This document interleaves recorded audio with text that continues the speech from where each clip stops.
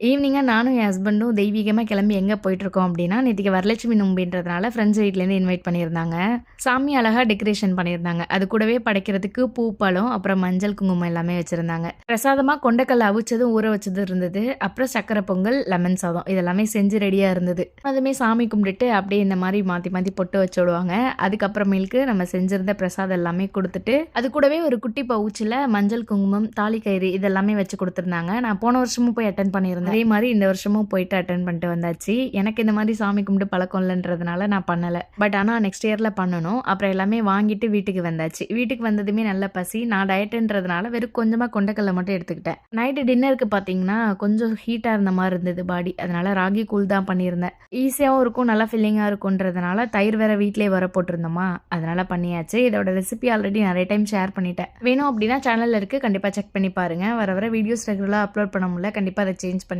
அவ்வளோதான் ஃப்ரெண்ட்ஸ். இன்னொரு விளாக்ல பார்க்கலாம். வீடியோ பிடிச்சிருந்தா லைக் பண்ணிக்கோங்க. பாய்.